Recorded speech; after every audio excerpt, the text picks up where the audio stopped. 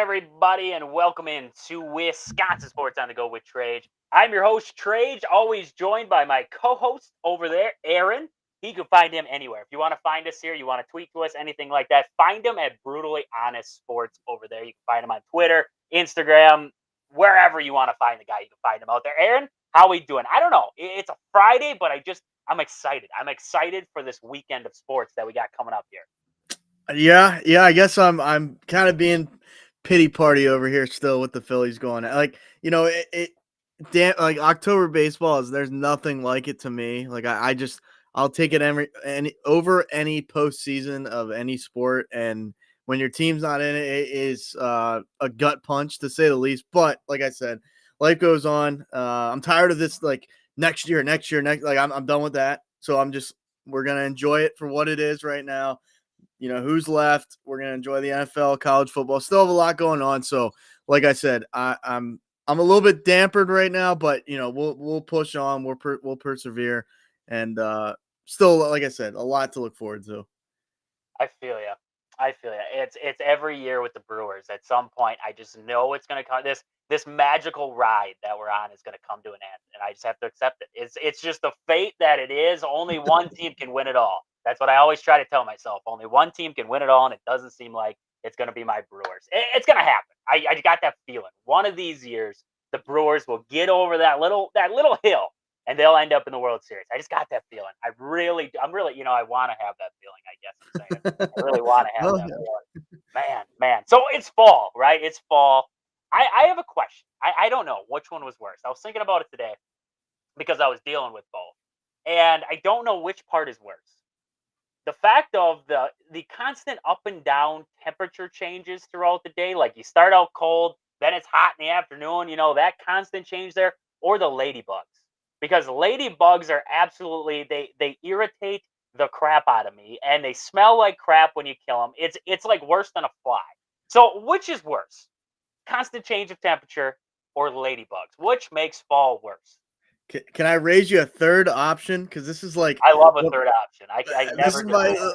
right, and this is like one of my least favorite things ever in the world is when it gets dark early. Like that will drive me up a wall. And it does. Like, we're sitting here in Pennsylvania. It's 6:45 p.m. I mean, it's pitch dark, and I'm like, man, oh day, that sucks. Like we're not trying to make this a negative start to the. I mean, I sound as negative as can be already, but it's like 5:35. Pushing 6 o'clock. It's getting dark. It's getting chilly. I can deal with the chilliness. It came on quick here. I don't know about you guys over there, but snap your fingers. It's cold. Like it's not cold, but it's chilly. Like, and I know we're in October now. I should expect it, but it just seemed like it was hot, and now just chilly. Just boom, like flip the switch. The sun goes down. It's chilly. So I will rage. We don't have a ladybug issue, maybe, or an infestation or whatever, however you say it.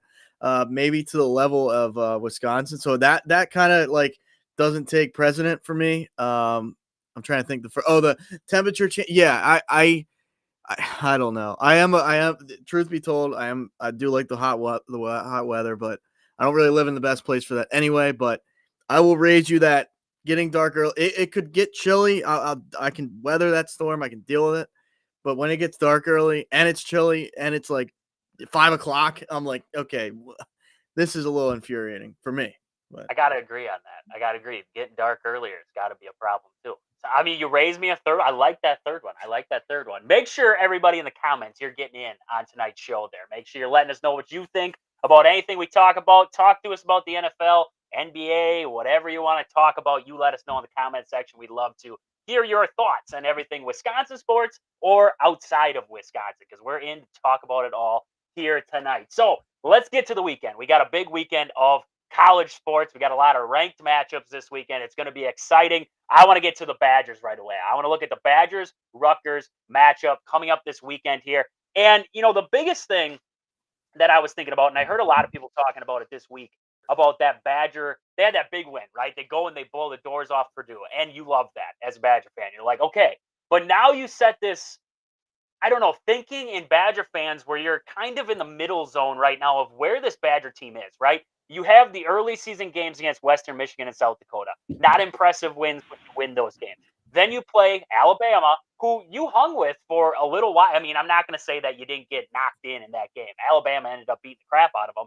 But early on in that game, the Badgers were doing things in that game where it was like, this is going to be a solid game, right? You felt good about it at least. Then Alabama ends up running them out of the building, and that's history's history. USC had the lead at the half. You were up big in that game. It felt like you were going to win that ball game. USC comes back, wins that game. Then you play Purdue. You completely demolish Purdue. So where is this Badger team, right? That's the biggest question that I'm having right now as a Badger fan is where are we? I don't think we're as bad as or just a little bit better than Western Michigan and South Dakota. I don't think we're as good as Alabama, but you try to find where this team is at, like on a gauge, and it seems like they're trending in the right direction, right? Last game, it seems like they're trending in that way now. This game against Rutgers, for me, is going to tell me a lot. You're going on the road. You're playing a tough Rutgers team who has played some impressive football this year. I know a lot of people don't put Rutgers and football in the same sentence too often. That's not something you do, but this is still a solid team in Rutgers. So now this is a measuring stick, I think, for Wisconsin. You come off a blowout win against Purdue. You're traveling to Rutgers now. What do they show us in this game against a talented Rutgers team that makes you think to yourself, man, okay, this Badger team has some potential. It's not all lost, right? We got to remember. I mean, I'm the biggest for this is where I overreact. I love overreaction. We coming off the weekend, love to overreact about losses and stuff like that. And I've overreacted about this Badger team. If they can find a way to travel to Rutgers, pull out a win there, you're sitting at what 4-2. You're 4-2 on the season now.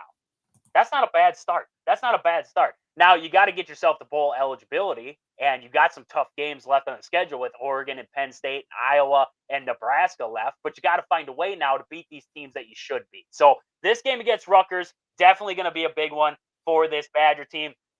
And you look at Rutgers offensively on the season. They're a team that is actually very similar to Wisconsin. They run a lot of shotgun. They don't really go under center. Wisconsin is known. I don't know why we're known for it again because it doesn't work out for us too often. They're on 4th and 1s. We try to run out of shotgun, but Rutgers, they don't run a lot under center. It's a shotgun. We're going to try to beat you through the air. We're going to try to beat you around the edge. That's what this team loves to do. So they're a team that loves it out of the shotgun there.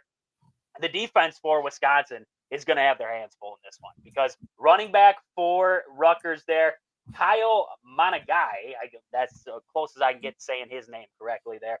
Fantastic back there, power back, can burst through a hole. He is, I mean, watching some of the film on him from their last game out, I believe they just got done with the game against Nebraska where they lost 14-7 there. It was a tight one versus Nebraska, but they have a solid run game with him there. I mean, this is a tough team to defend. Also, Ethan Kalikamannis. These are some rough names. Some of these guys in college football, they have some rough names to pronounce. I'm going to stick with on a first. I'm going to know these guys on a first name basis, so I don't have to say their last name there. But he has the ability to make plays out of the pocket. He's got the ability to get out, make a throw on the run. The biggest thing that I saw with him is when you do get him on the run, when you do collapse the pocket, make him try to make a throw while moving with the football, he tends to make bad decisions. He had an interception against Nebraska there where he was moving out to his left. He decided to try to fit one into a tight window. They ended up picking him off. Big interception for Nebraska there as Rutgers was driving. So getting pressure on him, which is something Wisconsin has struggled with this year, is that front for Wisconsin has struggled to make pressure, get pressure. The defensive line has been the problem.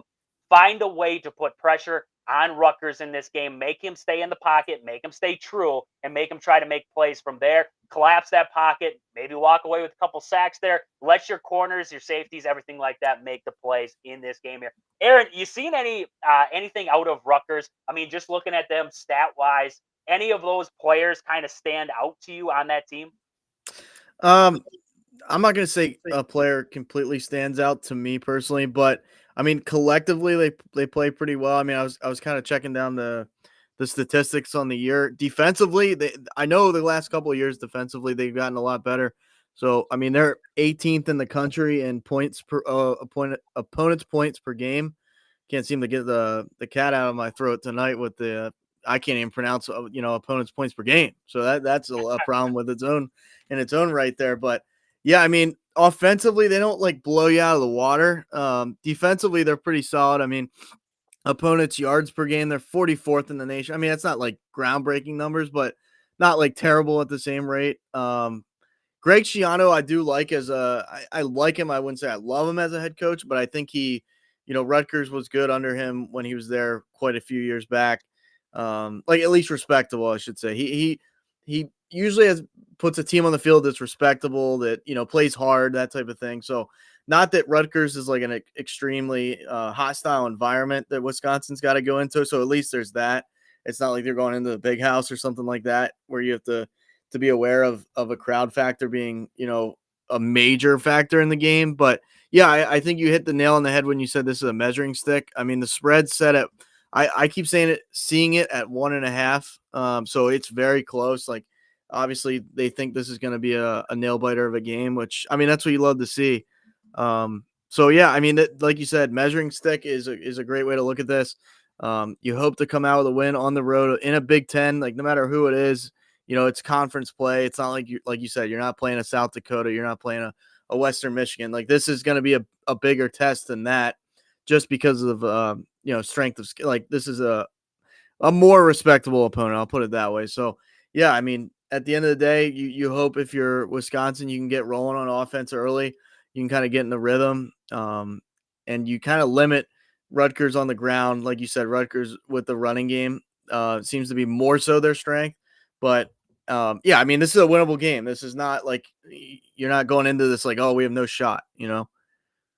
Yeah, no, 100% agree. And, you mentioned the head coach there. He's kind of like a Matt Rule with Nebraska there. He's not an over the top fan. Like, he's not Nick Saban. He's not one of those guys, but he's a guy who can motivate players. He's a guy who can get guys in the right mindset going into a game. And that's sometimes all you need in a program to try and turn that thing around. And that's what he's trying to do there with Rutgers right now, is just turn that program around. And he's doing a fantastic job at the moment so far here. And, you mentioned Rutgers there on the defensive side of the ball. Rutgers on the offensive side of the ball, they're 10th in the Big Ten in third down efficiency on the year. So it's going to be huge. They are not very good on third down. They're not very good at all. The Badgers have to find a way to get off the field on third down. Don't let them convert. The biggest problem, it's the hardest thing to do sometimes, is get off the field on third down. You find a way to slow them down first and second down, and get third down. They make a big chunk gain there. You got to find a way to get off the field on third down. And this game, if it's going to come down to a nail biter, penalties will be big in this game. Wisconsin ranks third to last in the Big Ten in penalties with 21. Rutgers has 20. So there is not a lot going on between those two teams getting penalized on the year, both playing clean football, which is what you love to see. So in this game here, it might come down to who gets penalized 4 times in the game. That might be who loses this game versus a team that gets penalized 3 times. So it's something you got to watch out for there. But, I mean, you mentioned the defense there. I mean, looking at them, giving up 334 yards per game, not solid, not over the top great defensively is Rutgers, but they have playmakers on that defensive side. Demir, who was I just looking at there? Daryl Diajampo. I don't even know how to say his last name there. That's a wild one. Leads him in tackles, linebacker there. He's all over the place. Got a sack on the year already. He's all over the place. Great in pass defense too. So you got to watch out for him on that defensive side of the ball. They have a couple different playmakers there in that secondary. So this Rutgers team definitely has been solid, and they're only allowing about 15 points per game. Only allowing 15 points per game. Now they had their out of conference games and stuff like that, and I believe, if I'm not mistaken, the best team they've played so far is Nebraska. Well, they did beat Washington.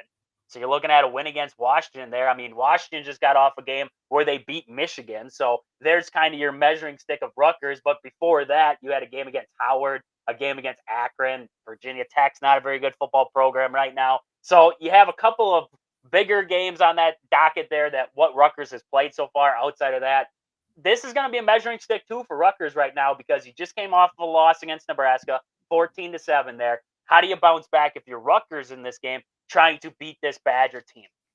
I mean, this is going to be, I believe this is going to be a good game. I really do. I think this is going to be a good game right here. It's going to come down to what can the Badgers offense do in this game.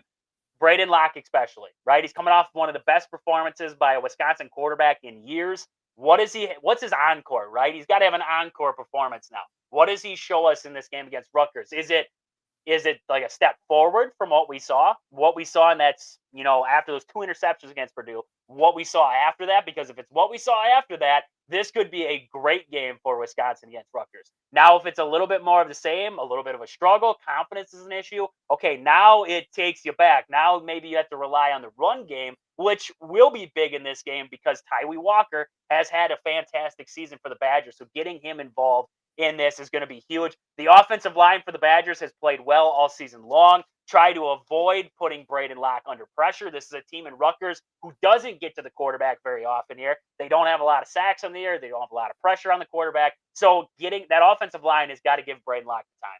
Give him the time in this one. Let him make the throws that we know he can make. We saw him make some throws against Purdue there. Let him make the throws in this game here. Control time of possession. That's a big key I got in this one. Controlling the time of possession. Get your offense flowing. No 3-and-outs on the offensive side. You can have 3-and-outs. I'm not saying you can't have any throughout the game there, but find a way, right? Don't come onto the field. The defense gets a turnover or something. Offense comes trotting out there and 3-and-out. And then the defense is right back on the field. Reward the defense. Help them out. Help them get some air on this sideline there. Keep the offense on the field. Try to extend drives, make things happen there, control the time of possession in this game, like teams have been doing to you. Control the time of possession in this game here and get pressure on the quarterback there for Rutgers. Find a way to put pressure on him in this game. Try to make him force some balls in there at Hallman or whoever it is on the defensive side in the secondary. Try to force him to make some bad throws in this game here. And I think it'll be a good game. I think it'll be a good game. I think the Badgers will come out on top in this one. I'm gonna take the Badgers. I don't think it's going to be high scoring. Give me 24-17. Wisconsin goes to Rutgers and wins that game. What do you got, Aaron? I can't say I'm as bullish on your Badger, only because I see, with Rutgers with the Washington win, sitting there at 4-1. Yeah, I just don't know if I trust. Like I've my whole thing this year has been, do I trust the Wisconsin offense? And I don't. So I know after last week, I should probably be more convinced, but it was is it a combination of Purdue is awful and Wisconsin played well? Sure, I mean I can get, but I do think, unfortunately for your sake, that Rutgers does win this game. I'm gonna say it is close though. I mean Vegas is saying that it's gonna be a 2-point game. I'll say it'll be a 3-point game. I'll say Rutgers 27, Wisconsin 24. I can live with that. I can live with that bold take right there. But I'll pull for your bat. I mean, why not? Right? I'm not a Rutgers guy. I don't mind Rutgers. I have no, both those, like Wisconsin, Rutgers, I have no hatred. Like there's no disdain for either one. So there you go. Sometimes I think that my hatred, not hatred. I don't want to say hate. It's such a mean way to say it. My hatred, my bad feelings towards other teams sometimes does come from success and comes from, I don't like their head coach or so it's so hard to hate on a Rutgers team because they don't do anything to me. Like they don't knock me out of a tournament or they don't knock me out of Big Ten contention usually, right? It's just, Ohio State does it to me. Michigan does it to me. I think that, is that the same for you? Like, do you get more I dislike Michigan because somehow, some way, they always find a way to beat my Penn State Nittany Lions. Is it like that one of those things in there? Well, the thing with that is like we used to own Michigan, like till Michigan got, these last couple of years, Michigan never was really I mean, it was a close game. It was always a game. It was always a battle, but we didn't have like extreme difficulty. Like when Michigan came to Penn State, I was like, we got them. Like I'm not worried about them. Like it was always Ohio State has like, I'm trying to compare it to somebody in the end. It would be like the Patriots back in the day playing the Bills. Like it's like the Bills are never going to beat the Patriots. Like it would never happen. Like the Tom Brady era, you look at that, like the dominance of the Patriots versus the Bills when Tom Brady was in New England. Like the Bills never had a shot. Basically, it was like once in a blue moon. That's how I feel about Penn State, Ohio State. But like the hatred, yeah, I mean, it's weird. I don't even hate on the Cowboys as much as I probably should because I know what they're gonna do. Like I know they're gonna fall apart, and it's more so like the Yankees, right? The Yankees, I have extreme hate for. They have the most World Series. Their fans are, nonstop telling you about it. They never go away. They're in the postseason every single year, no matter what happens, it seems like.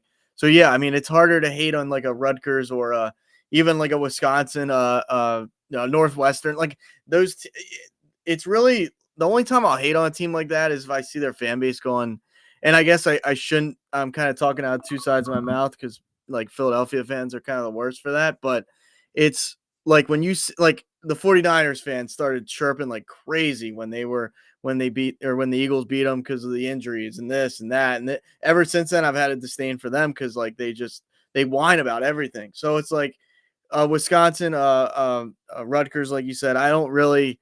There's no hatred there. Now, there are a lot of Maryland fans I know, and they always tell me Penn State's going to lose like every week. So part of me wants to root against Maryland just because it's like you guys try and stick it to me all the time, and it's like you guys aren't winning, ripping off wins like we are. But it's yeah. I mean, do I hate Rutgers? No. I mean, even if Wisconsin went undefeated next year and beat Ohio State and beat Penn State, whatever, I would be like, okay, like maybe it's their time. Like it's hard to hate on a team that isn't that front running team. It's like, okay, they found something, they have something now. Cause like the Ohio State is so easy to hate on. And like, yes, part of it's jealousy, but I really just don't, there's nothing about Ohio State I like. So This is true. It does come down to fan bases too. Fan bases, like, I don't like the Cubs. I don't like the Cubs players either, but like the fans, man, those Cub fans do it different to me. And then you got Ohio State fans. I don't like Ryan Day.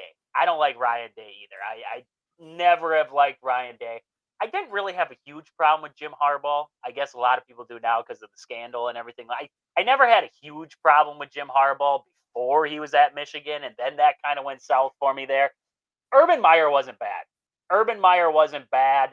He was bad when he went to the Jacksonville Jaguars, but before that, he wasn't bad. I mean, he was a good college football coach. So, end of the day, like I always remember that clip. What was it? He was in a press conference and they talked about the Oregon game that was going on. I think it was in the playoffs, and Oregon had just smashed somebody. And he goes, Oregon won by 40. Wow, and he gets up. He's like, I got to go get ready for this. And he's like, starts to walk off. Like that's the kind of cool stuff out of a coach you'll see there. And I never had a problem with him, but yeah, definitely fan bases and coaches will definitely lead to dislike of a program too. So I completely agree there. And well, for some people, it's success. Success of a program definitely does. Purdue in basketball. I just didn't like Zach Edey. I just didn't like Zach Edey. Outside of that, I didn't dislike Purdue, but I dislike sometimes the way that certain teams play the game or they approach the game, right? So that definitely does it in there. So we're talking about other teams right now. Let's look at the rest of the college football slate for this weekend because holy crap, this is going to be a big weekend for college sports here. We got a lot of big ranked matchups. Friday, so tonight here, 9:30. I love the West Coast kicks because always the 9:30 start and stuff like that. We see Utah and Arizona State squaring off there on ESPN. Then tomorrow starts the docket of big games. Alabama starts it off at 11 there against South Carolina, Clemson and Wake Forest. Then we see number 21 Missouri taking on Massachusetts. Nobody really cares. Now we get to the big games. Now we get to the big dances there. We got Texas and Oklahoma, number 1 versus number 18. The Red River rivalry has been renewed there between Texas and Oklahoma. Aaron, who do we got in that one? Texas, Oklahoma. If it feels like there's going to be an upset, doesn't this feel like this is definitely possible? Like it's a rivalry game. It's in Oklahoma, hostile environment. I mean, Booner Sooner. I don't know if I want to pick Oklahoma. I mean, I could, right? But this does smell like this is like not a trap game because it's still like a ranked opponent, obviously 18th in the country, but the Red River rivalry, like you said, that can go any which way. And like, would I be shocked if Oklahoma pulls it off? No, I wouldn't. I would not be shocked. And like Texas has like they're the number 1 team. You have all the pressure in the world on you. You expect to go in there and dominate, and that might not happen. So yeah, that's always a good one, and both teams are good. So that'll be a favorable matchup for really either team. Like you can look at that 2 different ways. That should be the spread's at 15 for Texas right now. Holy crap. I did not see that one coming. But should be a good one. Quinn Ewers is back for Texas too. So Arch Manning will not be getting to start. Quinn Ewers will be under center for Texas in that one, at least to start. That's as far as we know right now, at least to start in that one. We will see Quinn Ewers back for Texas there. So should be a good one there. Next up, we got your Penn State Nittany Lions taking on USC. Talk about it a little bit. What do you see in that one there? It's going to be believe a 2:30 kick there on CBS. So a little bit of afternoon action there. But at USC, Penn State on the road. What do you got in that one? Yeah, I'm definitely nervous. I mean, I know USC's 3-2. Dropping that shocker to Minnesota, that was just still blows my mind that they lost that game. But I don't love that that gives them a ton of fuel for this game. I mean, if USC drops to 3-3, that'll be just kind of strange after the way I mean, the way they started, everybody's picking them to go all the way. I mean, a couple weeks ago they were the team. I mean, Penn State's sitting there at fourth in the nation. I can't hate that at all. It's also kind of hard to believe too, but yeah, this is a huge test. Like I said, I don't care that USC's unranked. I don't care that they're 3-2. That offense can put up points with the best of them. When they're clicking. So it's a far trip, right? You go all the way from central Pennsylvania to Southern California. That's one of the furthest trips you're going to take in college football. I'm definitely nervous. I mean, I hope Penn State can pull this out. I keep going back and forth in my mind on if they will. I'm trying to see. I'm sure they're picked to win just based on 3.5. yeah, ESPN. 3.5. Yeah, it seems 3.5. about right. Yeah. It's I hope the defense travels well because that's like I don't know what's more of my concern because the offense tends to not show up in big games in the past. And then the defense is, definitely going to be tested to the fullest with that USC offense at times. So, yeah, this is what you see with this expanded Big Ten now. I mean, it's just one of those matchups that you're going to tune in to see. Oh, how does this former SEC team match up with Penn State? This is kind of a revenge game. I mean, in sorts for the Rose Bowl. Quite a few years ago when Trace McSorley and Saquon Barkley and them all came up a little bit short there to the guy with fire hair, right? Sam Darnold. Another reason for me not to like Sam Darnold. But yeah, I mean, he went out there and balled out. He did his thing. He threw the ball for like 6,000 yards and like 1,500 touchdowns that game. So give credit where credit's due. But it's yeah, it'll be cool. I mean, I rarely see this team go to the West Coast in general, so it'll be different. But I'm nervous. I don't know how to feel right now. I really don't know how to feel. There's a blueprint to beat USC. Minnesota, Wisconsin, they kind of gave blueprints how to hang and beat USC. So hopefully Penn State paid attention to that. Penn State's got a good defense to work with too. I mean, you look at the two teams that have hung with USC so far, and then you look at Penn State. I would say Penn State's a little bit ahead of those two teams, but should be a good one. I think it's going to be a good one too out there. I'm going to give it to Penn State to win that matchup. And I saw Joel Klatt talking about it a little bit. He said there is a route that we could see number one Ohio State against number two Penn State. And he said, things got to happen, right? Texas has got to lose. This is going to be their one shot for them to lose here against Oklahoma. And then you're going to see Oregon and Penn State, or not Oregon and Penn State, Oregon and Ohio State squaring off. We're going to get to that one in a minute here. But Ohio State wins that game. Penn State would jump up. Ohio State would jump up. We could be talking about number one versus number two, Penn State, Ohio State in Happy Valley. That would be a heck of a matchup right there. So hopefully, maybe we get that. Maybe we get there, Aaron. We'll see on that one, though. So Yeah. next up, we got number 11, Notre Dame, taking on Stanford. That game is going to be at Notre Dame. I'm going to take Notre Dame. Stanford will hang for a little bit there, but Notre Dame's going to be too much for them.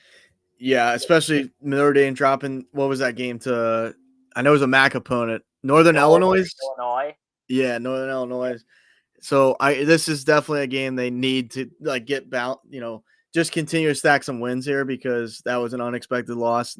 We've kind of shot a little bit of I don't know, not displeasure at Notre Dame, but we've said Notre Dame has done this before where they'll drop a game to a team that you don't expect.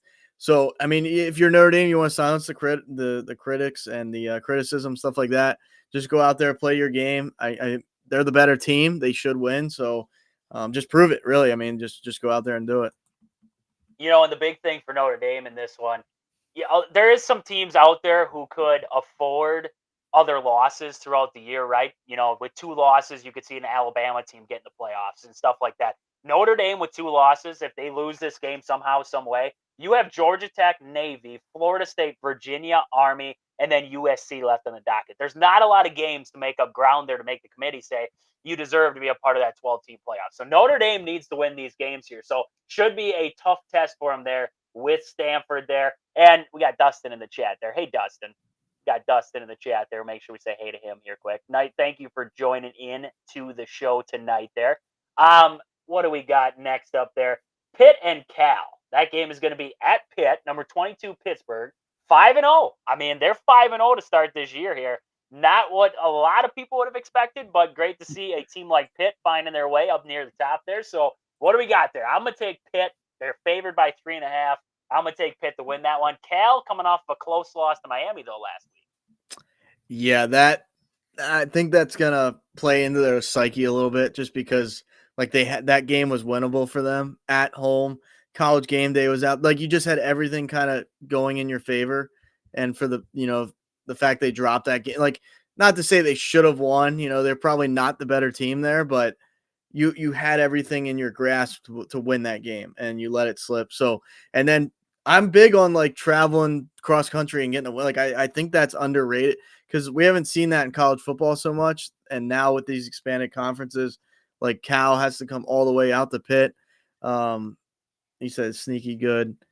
Yeah, I mean, it's not like they play in a powerhouse of competition wise, but I still think, you ride the hot hand here, and I trust Pitt to just get the win. I mean, Pitt, let me tell you this, Trajan, Cubs fans might be bad. Pitt fans are like Pitt University fans are something else. They will forever tell you that they have a better college football experience and college football atmosphere at Heinz. Well, it's not even Heinz Field. It's the Pittsburgh Steelers field. They will tell you that's a better college football atmosphere than Happy Valley, which they are smoking something illegal.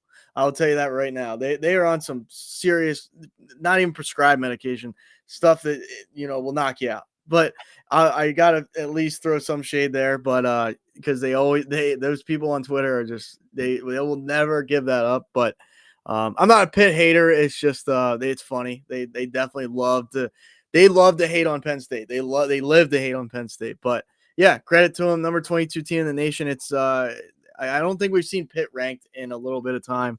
So, I mean, good on them. I mean, they beat their rival earlier in the year, West Virginia. They beat UNC just last week. So, yeah, I mean, they're rolling along there. If you were to ask me where would I rather go, to Pitt to play or Penn State to play, and you told me there was a whiteout happening at Penn State, I would tell you I'd rather go. I don't even care. I'd rather travel to Hawaii. I don't even care. Like there's no way you could get me to go play in Happy Valley during a whiteout. Like that is just ridiculous times to be at Penn State there. So I'm not no even way saying they that got a from a better bias. atmosphere. I'm not even saying that from a biased fan. It's like, come on, man. Like that would be like, oh, where's harder to play, Ohio State or South Dakota State? It's like, okay, there's no comparison. Like, Ohio and State during a blackout because they had a blackout once when the Badgers went there. Oh man, was that sketchy? That was like sketchy. Like it was just like the field was the only thing lit and everything else was dark to the outside there. And you're like, that would be you're walking through a tunnel. Like that's all that you're doing right now. It's just a gauntlet of Ohio. And well, Wisconsin got completely mangled. It was like 24-0 within the first 2 minutes of the game, and I was like, well, anything's better than this. Let's watch Shark Tank. So yeah, I shut that game off pretty fast there. So we got Pitt, Cal. Let's move on. We got Illinois and Purdue. That's going to be happening 2:30 on FS1. Give me Illinois. I don't even think there's a chance in as wild as last weekend was in college sports. I don't even think there's a way that Purdue hangs with Illinois. no, definitely not. I mean, Illinois losing that game. I mean, they played Penn State pretty tough. They played Penn State into the fourth quarter. To their credit, I mean, Illinois is a solid program there.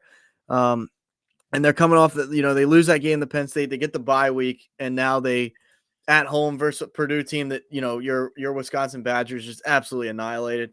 I look for more of the same here. I think Illinois is going to come out like a bat out of hell, in this game. Like they're going to run out of the tunnel and punch Purdue, and like Purdue is.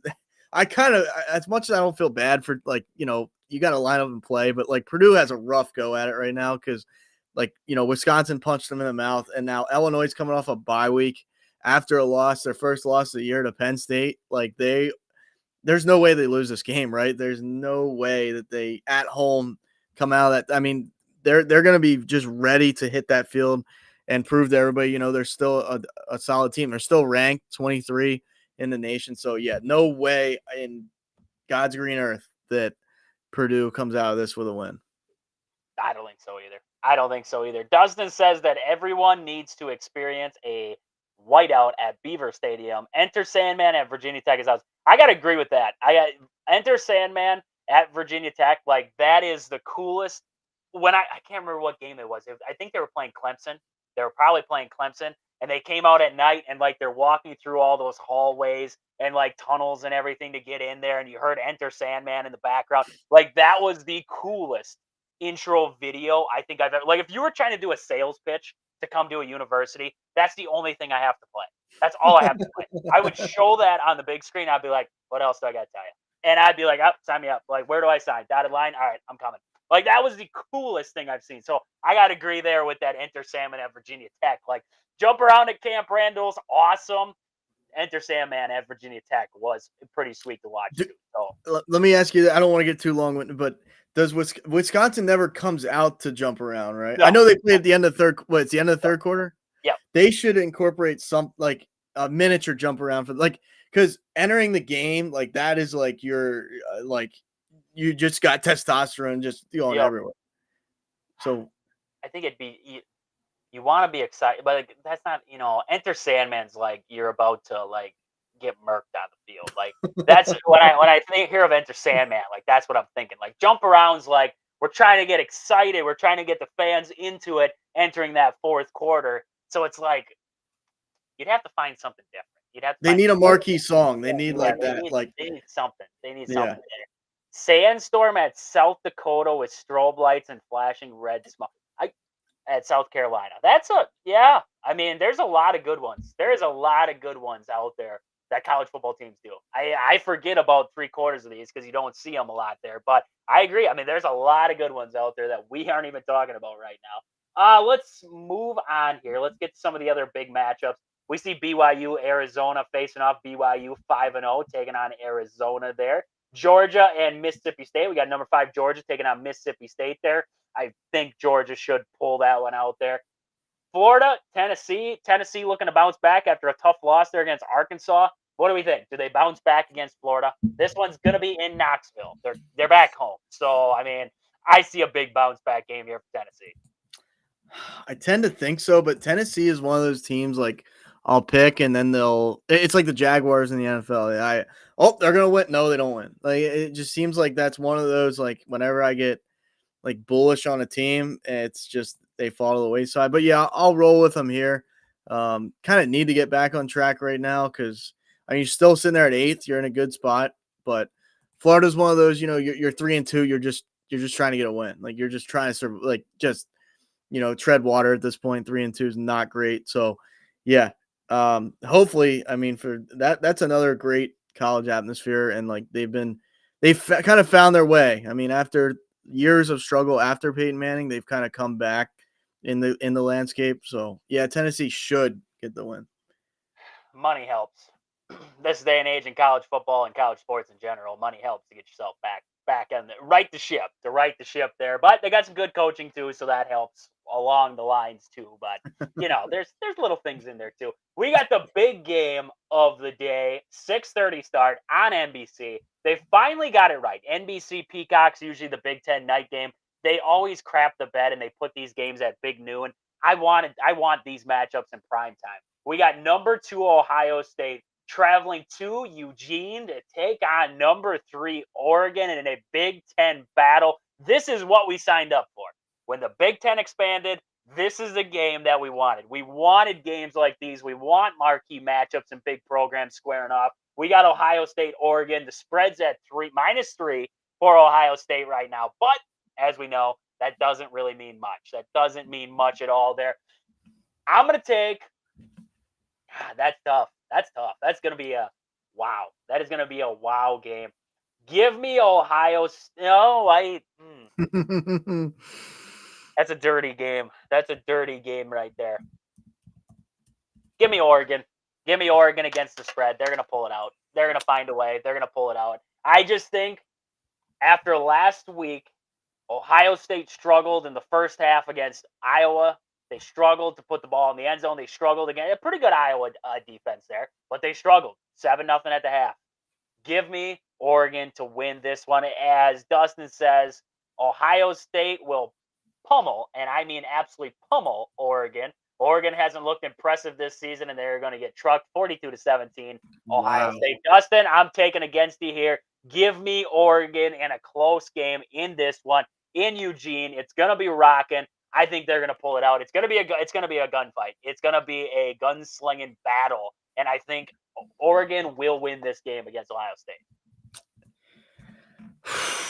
Yeah, Dustin, I got to be honest with you. I don't see a pummel on either side of this. I mean, you never know, right? Ohio State could come out guns blazing, and it could happen. But my gut tells me that they won't.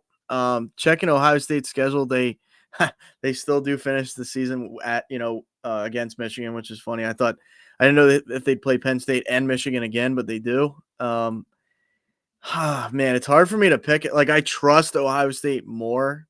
I do. I trust them to get a win more than I trust Oregon to get a win. Eugene is going to be rocking. Oregon is ranked 110th against the pass. Yeah, I don't like that. Don't like hearing that. I definitely don't. Oh, man. I got to pick against Ohio State. I mean, if there was money on the line, I might pick Ohio State just because, like I said, I trust them more. But in Eugene, 3-point spread. I mean, a 3-point spread on the road. That is a little surprising. Ohio State gets that. But I'll say it is going to be a barn burner. I'll say like 44-41 Oregon. Oh, yeah. That. I'm telling you what, if there's going to be a game this weekend where it's like we're slinging the ball around and whoever messes up first is going to lose this game, it's going to be this one right here. I really do think. I think both these offenses are high-powered offenses who can sling it around, who can run the football. They can do just about everything. They got playmakers on both sides of the ball. Don't get me wrong. They got some defense to go along with it there. But this is going to be a matchup that it might be one of the best matchups of the college football year. Like, I really do think this could be one of the marquee matchups of the year there. So Ohio State, Oregon, 6:30 start there on NBC. I can't wait to watch that game after my Badgers completely wreck up on Rutgers. After they just wreck Rutgers, I get to watch Ohio State lose to Oregon. I don't like both teams. Like, I don't like Oregon. I don't like Ohio State. I don't like either one. So I just got to go into this one thinking, like, I don't care who wins or loses this game, but I just want to see a good football game. And that's what I think we're going to get in that one. We got one more top 25 matchup. Yeah, 6:30 start on ABC at the same time. So I'm going to be flipping back and forth between these two matchups here. We got Ole Miss taking on LSU, both coming into here with a loss. Ole Miss 5-1, LSU at 4-1 on the year. The betting line 3.5 towards Ole Miss right now. I mean, this is going to be a good game. This is going to be a good game. It's in Baton Rouge. It's at Tiger Stadium. Give me LSU to win that game at home, knock off Ole Miss, just completely put this Ole Miss madness to bed. Just put it to bed. Man, you talk about – I mean, I don't dislike LSU. I dislike Brian Kelly a ton. I dislike that guy, especially after that. Like, I didn't like him before, but then that incident at Notre Dame where he sent that kid up to record practice and he ends up dying because the conditions are so bad. Like, bad guy. I'm sorry. Brian Kelly is not a good dude. Regardless who wins this game, they might not win the Big Ten. Hot take. Interesting. Dustin thinks that hot take Indiana wins the Big Ten regular season schedule. I gotta be honest with you. You look at Indiana's schedule on the year, and there was one game that they had on there that I thought was tough. Outside of that, I thought I think they have a bye this week. Pretty sure Indiana's on a bye. Yeah, they're on a bye. They have Nebraska next week. But after that, they have Washington, Michigan State, Michigan, Ohio State, and Purdue. I don't see it. It's going to be tough. It's going to be tough. But if Ohio State – okay, let's just hypothetical world. Let's just think hypothetical world. Ohio State's got to play Oregon. They got to play Michigan. They have to play Penn State yet, right? We got Indiana. And Michigan, yep. Yep. So we got Indiana who has to play Ohio State and Michigan yet. if you beat Michigan, Ohio State loses 2 of those games, right? You want Penn State to beat them, so there's 1 loss to them. Say Oregon goes and they beat Ohio State. That's 2 losses for Ohio State. Oregon drops a game. I mean, Indiana, the way that their schedule's shaping up, it wasn't a tough schedule for Indiana, which definitely does help them out, right? They got Nebraska, but then they have Washington, Michigan State, and they have Purdue to wrap up the year. If they find a way to have the only loss on their schedule being Ohio State, they're right there. They're right there at the top. If they don't win the Big Ten title outright or the Big Ten regular season title outright, we know record wise, they could definitely tie for it. They could definitely be in a two-way tie with like Oregon or a two-way tie with Ohio State if they drop that game to Ohio State. But then tiebreaker comes into it, you would say that Ohio State would be the number 1 team. But still, I mean, you're looking at that. There's a chance. There's a chance we're talking about Indiana at the top of the Big Ten at the end of the year and a potential college football playoff bid if they find their way into that Big Ten championship. I just don't see them beating Michigan and Ohio State. I think they'll have 2 losses at least. Like, I know Michigan's not that great, but I think Michigan will have a field day on defense against them. It's kind of, to me, no disrespect. Indiana's having a great year, but I still think that's men among boys when you bring Michigan's defense. I don't care if it's at Indiana or not. Like, I just feel like Michigan will do enough to beat them. I don't. I mean, and I'm not. I could see them dropping a game against like a Washington. I don't. We don't know. So far, so good, right? But a lot of things can still unravel with this Indiana team this year. And I mean, yeah, credit to them. They're playing great right now. It's just I don't know if I can go as far as to say like they will win the big. I don't. I can't It's say a that. bold take. It's a hot take. It is. It's a hot take.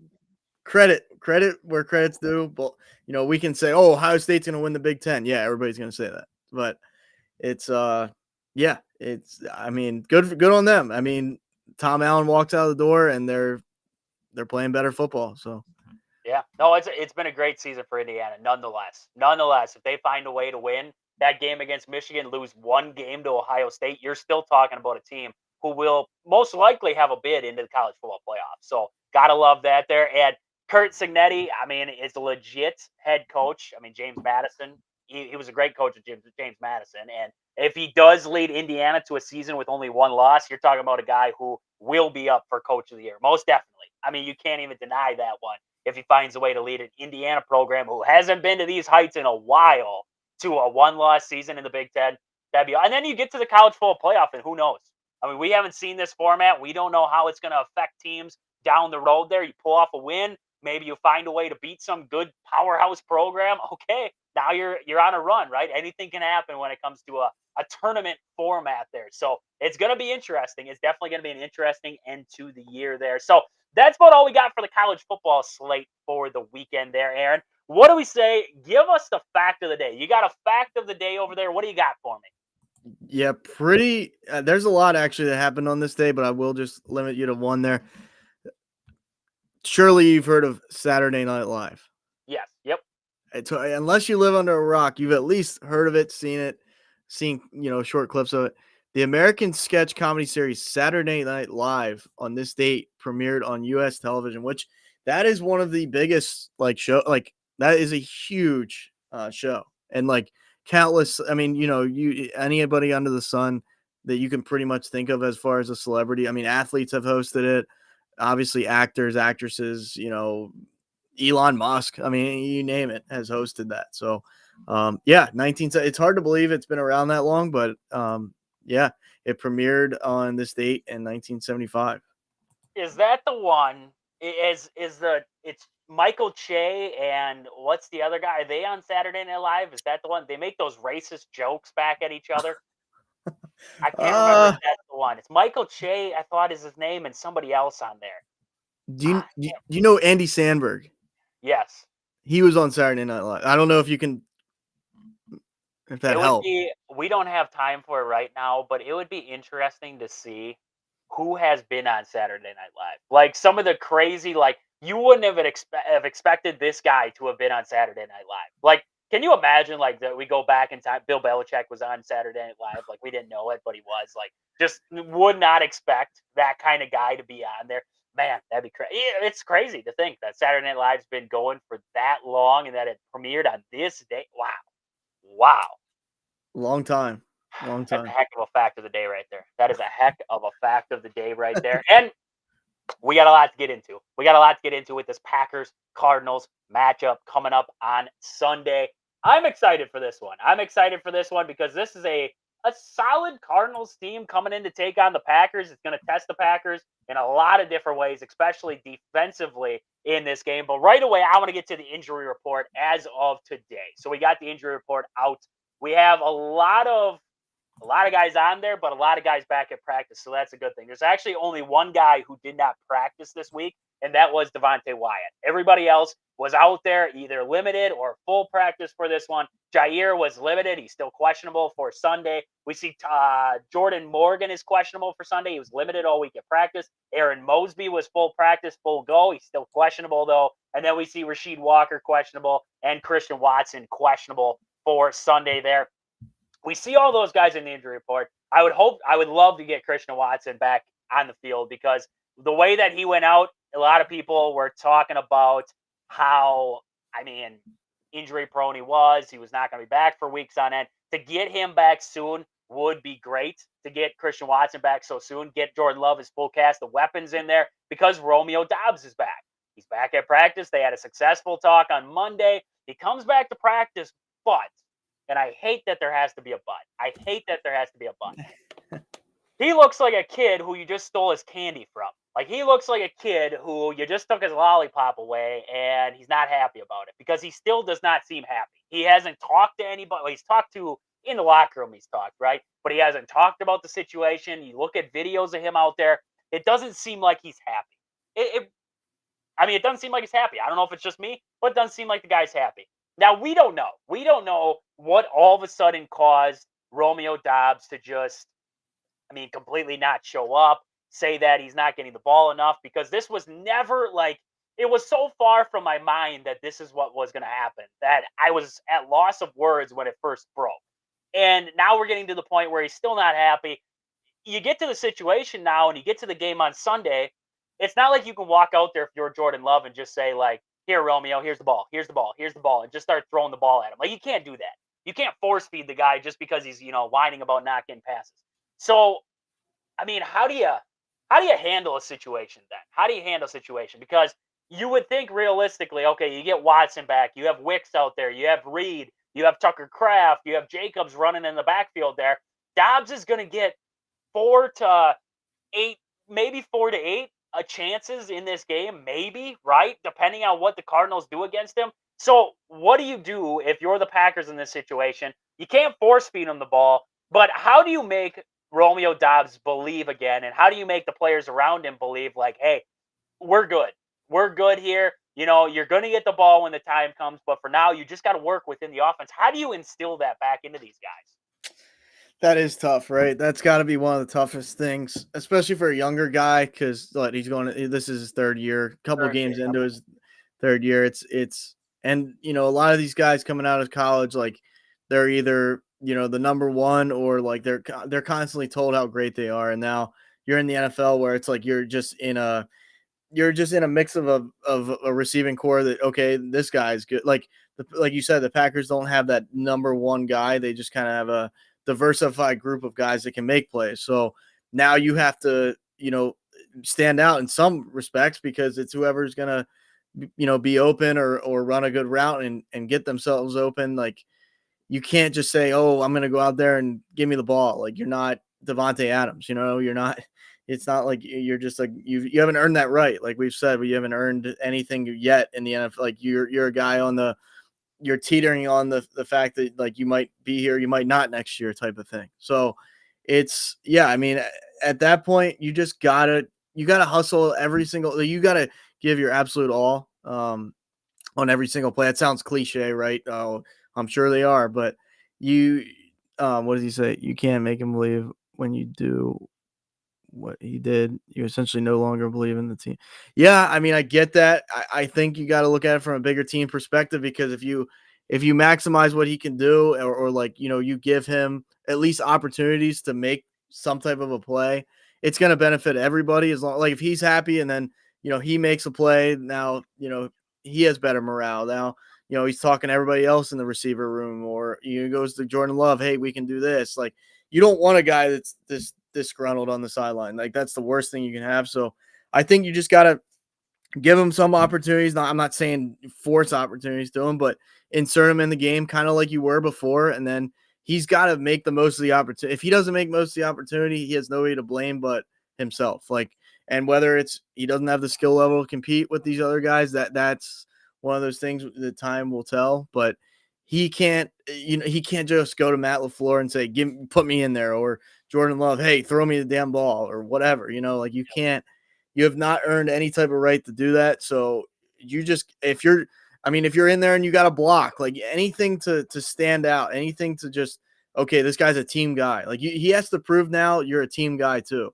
Like, you're not just give me the ball, I'll catch it, and then like be an Antonio Brown type of guy where it's just like it's all about me. Like, you can't have that. And like I said, he's a guy that's like disposable at this point. Like, he hasn't. It's not like he's a number one guy. So he's got to seize the moment this week. He's lucky to kind of be on the team still. You got to look at it from that perspective. If you're Romeo Dobbs, you can't look at it like, oh, this is unfair treatment. Like, no, you kind of gave up on the team. And it comes down to, like, Watson came out. He said, "I think 2 days isn't going to ruin the 3 years of work of commitment that he's put in for us." Talking about Romeo Dobbs towards the team, and he said it's definitely a little weird right away, just because it was a pretty significant situation for him. But I mean, he's Rome to us. So you look at the way Watson's talking about it. And he did go on. I can't find the comment on it, but he was talking about their family and being a family again. And like this receiver room was so tight knit and everything like that. And what was the greatest part about that is being so tight knit is that that's what led to a lot of the success last season there for the Packers, was getting this group together, getting them closer, going over to each other's houses, on off days, watching film, having, spending time together, getting to know each other, everything like that is what built this Packers team to be what it is today. So getting that back. Now, we don't want to speculate anything with Romeo Dobbs because we don't know mentally. It could be a mental health thing for him. And we don't want to speculate to the point where we're calling this guy out and saying he's the worst person in the world and everything like that. Like, we don't want to do that here. We don't want to do that. We don't know. We have no idea what happened behind closed doors. He didn't go and talk to Matt LaFleur. Somebody had to go find him.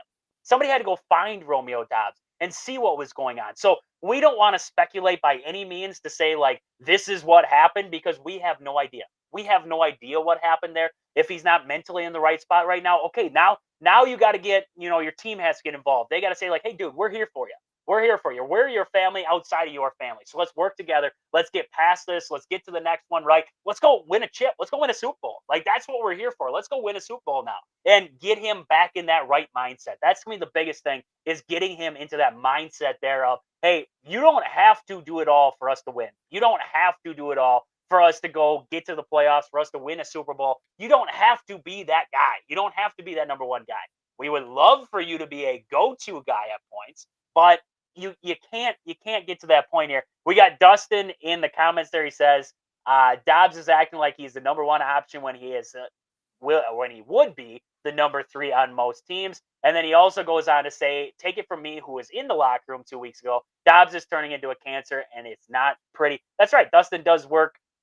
I forgot where he works for. A journal around here, a newspaper around here there. So he covers the Cubs and everything like that. So I mean, he's there too. We got to get him. We got to get him to call into the show here or something. He's plugged in, man. He's plugged in.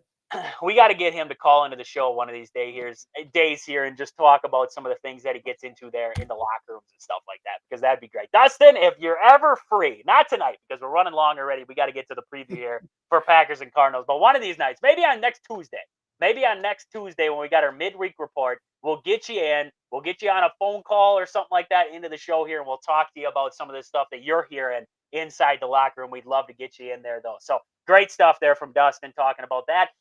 I hope that's not the case, that he's not turning into this cancer. That's a problem in the locker room. I hope that's not the case, but we'll see. We'll see. We'll see. I mean, come Sunday, we're gonna see what it's like. We're gonna see what the huddle looks like, what Dobbs look like, what's his emotion on the field, what's the other teammates look like towards Dobbs. we're going to see all of it come forward there on Sunday. I'm going to be tuning into that.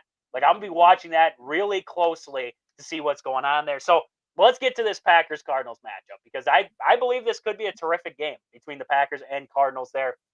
So we look at what Kyler Murray's been able to do this year, and 972 yards on 94 completions so far on the year there. He's got a rating of 99. Kyler Murray's been good. Like, he's been good this year. He hasn't been great, but he's been good. I mean, you talk about Kyler Murray, he's terrific at escaping the pocket. That's the biggest thing with Kyler Murray that has sold him for years through college and everything like that. His ability to run, throw on the run, everything like that. Actually, he has 7 touchdown passes on the season. 6 of them are when he has 2.5 or more seconds to throw the ball. And then also, that is on the move. So getting out of the pocket is huge for Kyler Murray, being able to extend plays, let his playmakers get down the field, do their thing, and then making that throw. So the Packers in this one, they got to find a way to keep Kyler Murray in the pocket. Don't let him get to that outside.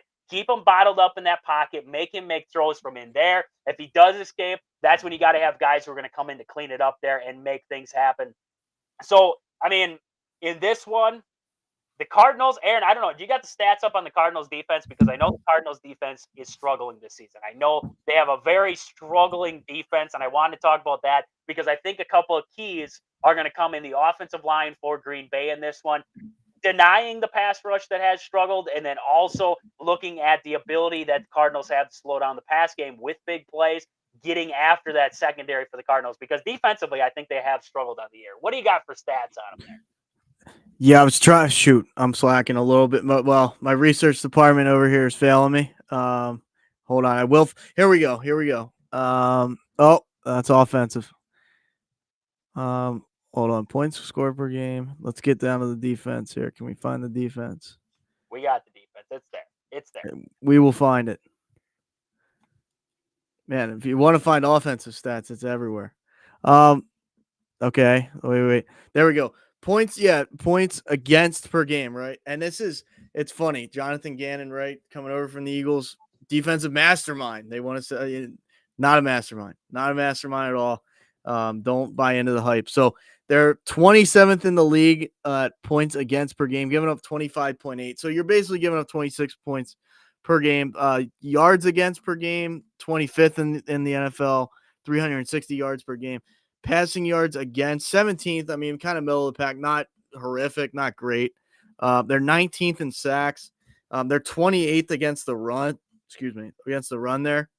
Not fantastic. Not when you consider there's not that many more teams in 28, right? It's not, you're not lighting the world on fire there. And then interception, they are 9th in interceptions with 4 interceptions.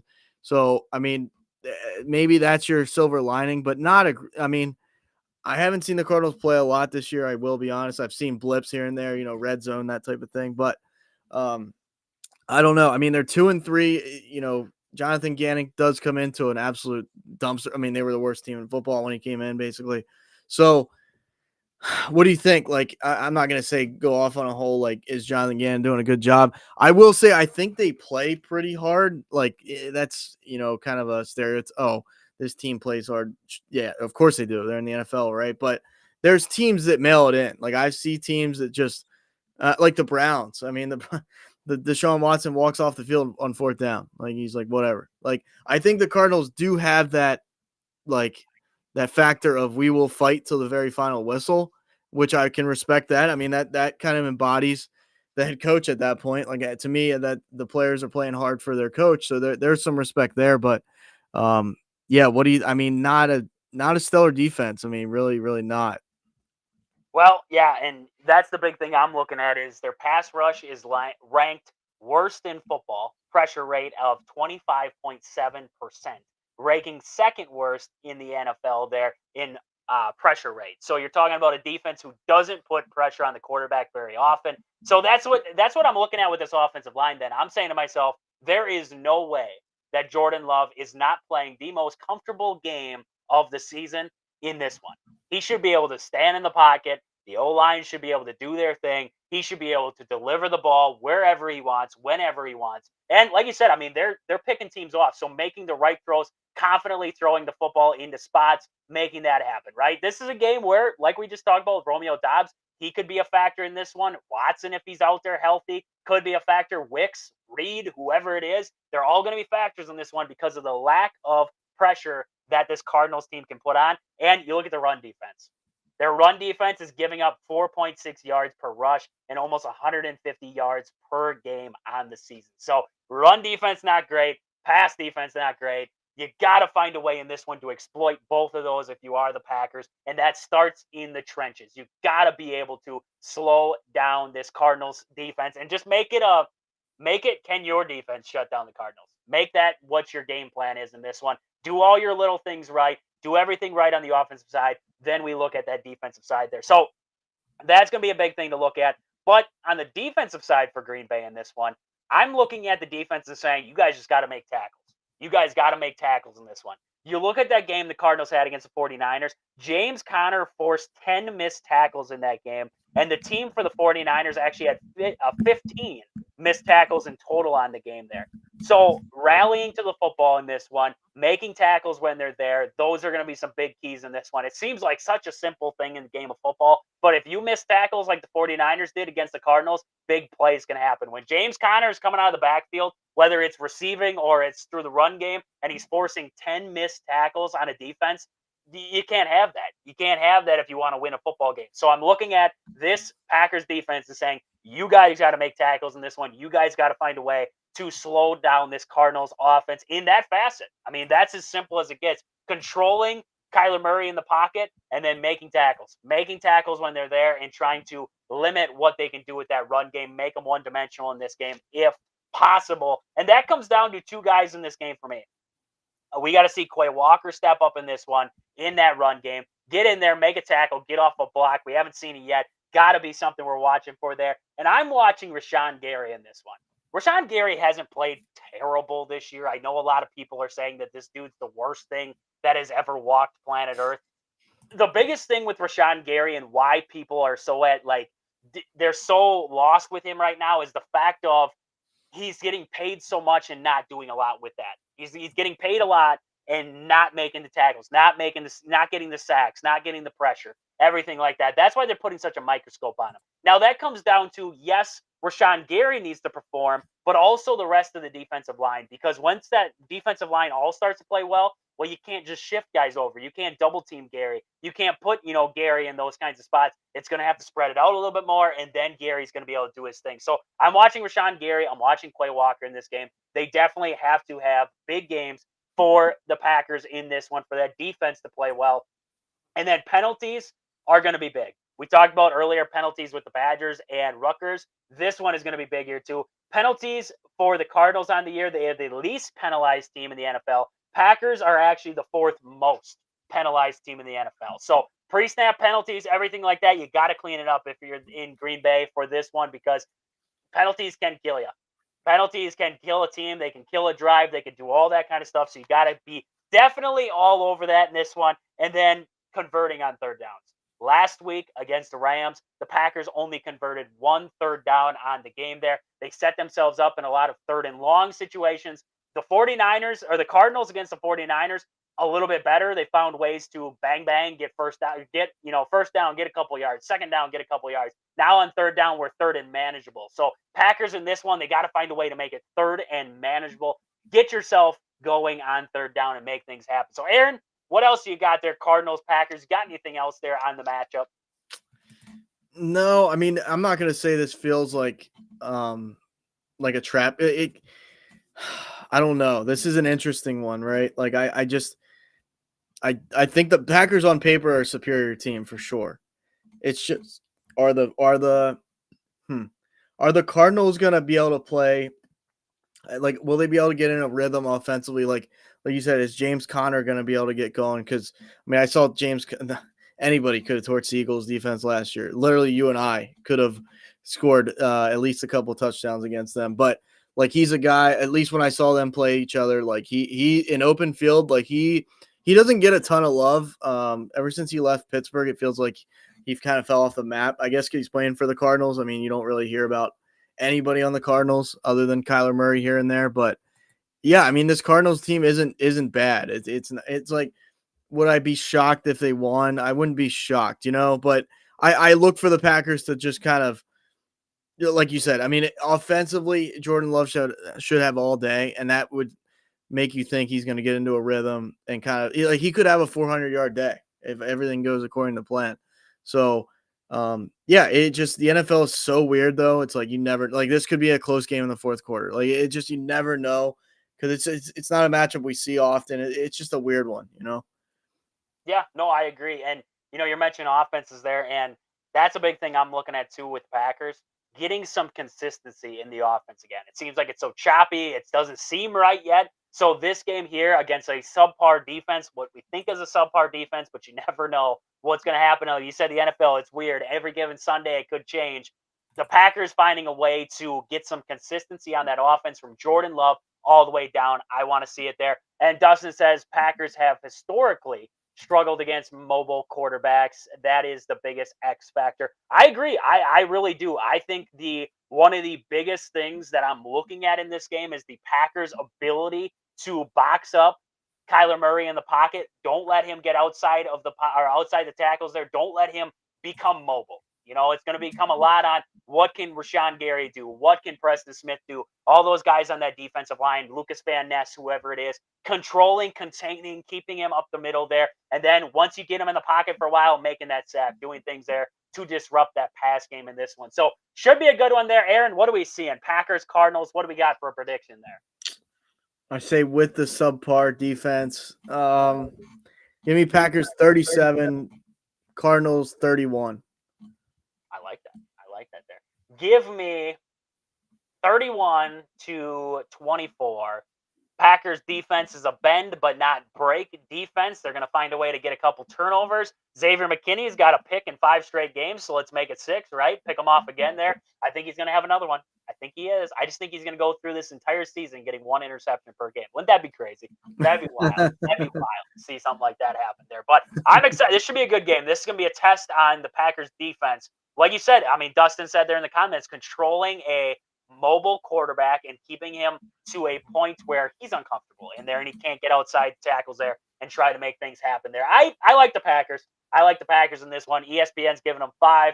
I think it's going to be around that. I think it's going to be that 31-24 kind of 24-20 Packers. Rainy weather will play a factor in that one, says Dustin. So Dustin's picking the Packers, even though he says that they cannot control a mobile quarterback. So we like that one, Dustin. We like that one here on the show there. So Aaron, we're getting close to the end here. We're getting close to wrapping up here. We got to look at the NFL weekend real quick. We're going to fly through it because we got to get out of here. I got some high school football I got to go watch tonight. The game is going to be on here pretty soon. I got to it's only like 2 minutes away from my house, so I don't got to go very far, but I got to get down there. So we got to get the heck out of here. We're getting close to our end slot anyways. So let's fly through these NFL games real quick.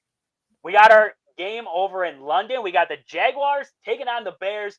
Give me the Jags just because when they go overseas, they don't lose. Give me the Jaguars just because that's just how it is. You took the words out. I literally was going to say the same thing. Jags, I pick them all the time. I pick them to do this. I pick them to do that. This week they're winning. Book it. They got to. Overseas, they don't lose over there. That's just, if they could play every game over there plus the Super Bowl, they'd win it all. That's just how it is. So Jaguars over the Bears. We both like it there. Bears favored by 1. We already talked Packers, Cardinals. We got the Colts and the Titans facing off there. They believe Anthony Richardson's going to be back. I'm going to give me the Colts. Give me the Colts to win that one. It's going to be a close one. Give me the Colts. I guess Will Levis is playing, right? I mean, week to week, you don't really know with this guy because he's just always banged up. Will Levis will start. Okay. His shoulder is, I guess, somewhat in place, right? So give me the Titans. Why not? Throw a little divisional game. Titans gunning for a win. I mean, they need, only 1 win on the season. Why not? Give me the Titans there. Titans should call the Colts and get Joe Flacco. He would lead them to the playoffs. That's all I know. So Titans, Colts, that should be a good one there. Texans, Patriots, Drake May is going to get his first NFL start against a pretty good Texans defense. I'm going to take the Texans to win that one in Foxborough. Yeah, I look for more of the same with the Texans as well. Just, CJ Stroud, simply because they have CJ Stroud. He's rolling. They're rolling. Yeah, they're far and above the better team there. So give me the Titans or the Texans. Excuse me. We got Texans over the Patriots there. We got Buccaneers and Saints. 3-2 Bucks taking on the 2-3 Saints. That is going to be in New Orleans. Should be a close one. Give me the Bucks. Give me the Bucks. Baker Mayfield will lead them to a win. No Derek Carr, still out for a couple of weeks because of that injury with against the Chiefs there. Man, I never like picking this team. Or I'm sorry, this rivalry is tough to pick because they're usually like very comparable teams. Like they just match up extremely well. I think the Saints will be gritty in this one, even without Derek Carr. They need to bounce back, get back in the win column. So give me a little bit of an upset with the backup quarterback. I don't know if Taysom Hill will play. I have no idea who's playing, but Saints to grind it out in like a 1916 type of ugly game. Oh yeah. Cover the spread. They got to at least cover the spread in this one. Come on. We got the Browns and the Eagles. If the Eagles don't win this one, I don't even know. Spencer Rattler is that? Oh, he's a Saints backup. Yeah, Spencer Rattler. Yeah, he'll grind it out. If the Eagles don't win, the Eagles should just throw in the towel for the season there. So I'm going to take the Eagles. Yeah, I mean, I have to take the Eagles here. I mean, if like you said, if they lose this game after the Phillies losing in the NLDS in the same week, Sirianni was actually at one. It's gonna get burned down. City's gonna get burned down. Sirianni's house is probably gonna get lit on fire.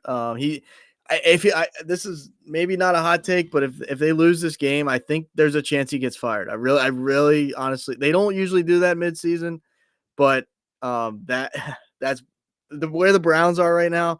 Deshaun Watson does not care about football. It seems like you got to win. So I'll take Eagles. It might not be pretty, but I think the Eagles still find a way to win.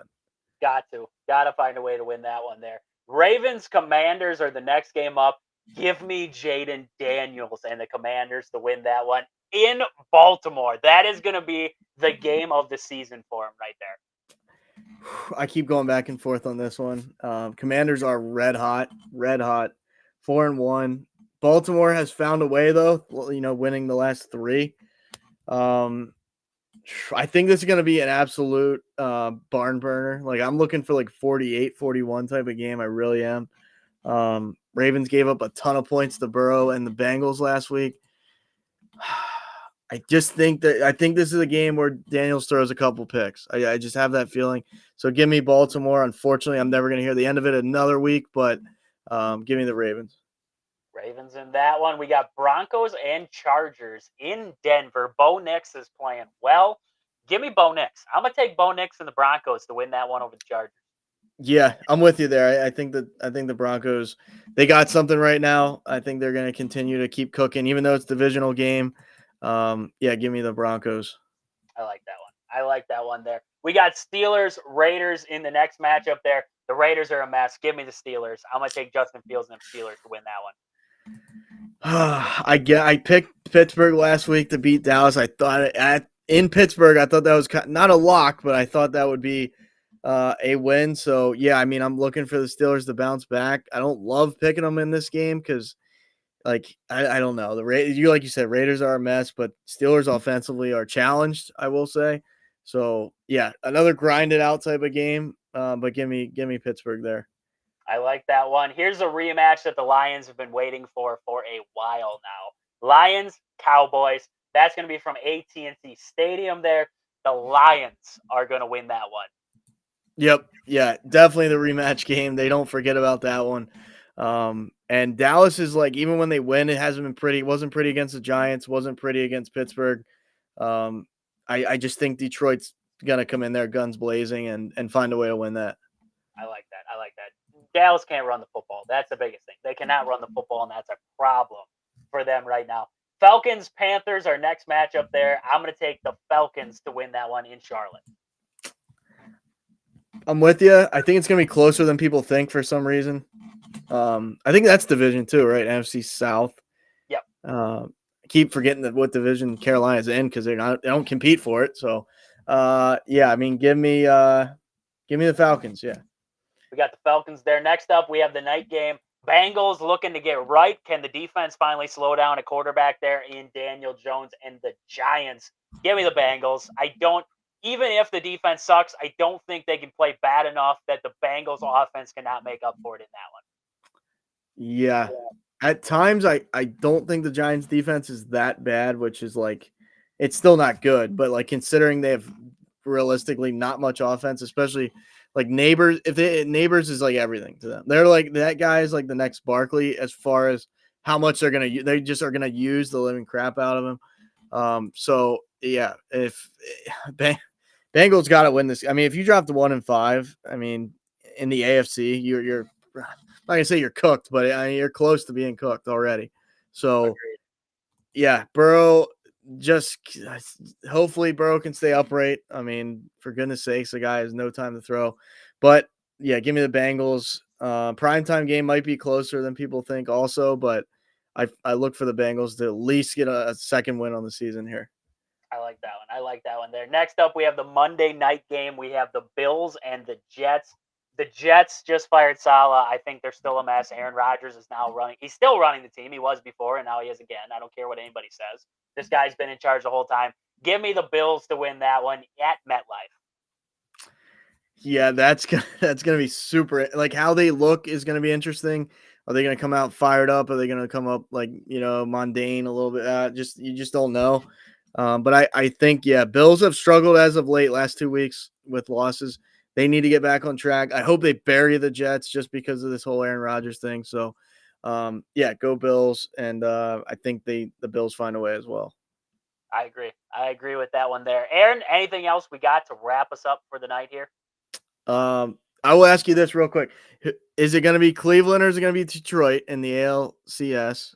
And are they going to beat whoever it is? Are they going to beat the Yankees or the Yankees clear path to the World Series?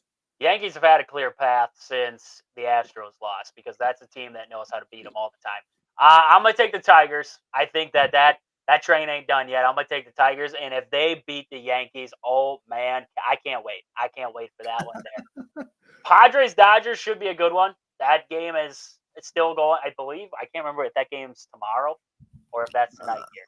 I can't remember. That game is let's see, tonight. It's tonight here. 7:08 is the start for that one, so we'll see on that one. I'm hoping it's Padres. I'm hoping it's Padres and Mets, and then I'm hoping on the flip side of it that it's Tigers and Yankees because that would be some interesting series there. And then if the Mets and Tigers both make it, that would be storybook. That'd be storybook ending to seasons for both those franchises because the Mets were out of it, the Tigers were out of it. They both end up in the World Series. That'd be crazy. One of them's got to either the Tigers or like as much as I don't hate the Mets as much as you would think. I just don't. Yep. And like I really don't want to see the dot. And I'm not a big Padres guy either. So of the team, I don't want the Mets to win it all, but I want the Mets to knock out anybody else. So if that makes sense. I agree with you there. I agree with you on that one. We got Dustin. He was in the comments. He said that he is currently at Kakana and Kimberly there, the football game going. Hopefully a good one there. Kimberly, always a great football program. Kakana's been on the uprise as of late here. And so, I mean, hopefully some good games. Hopefully some good games all around Wisconsin tonight there. So for Aaron and myself, this has been Wisconsin Sports on the Go with Trage. Thank you guys for listening. We'll catch you guys back here on across all these platforms: Facebook, YouTube, Twitch, Twitter, Instagram. We'll catch you guys back here live on Sunday. And if you missed the show, you can always find us on every podcast platform out there next day. So with that, for Aaron and myself, this has been Wisconsin Sports on the Go with Trage. Thank you guys for listening. We hope you guys enjoy the rest of your night and weekend. But until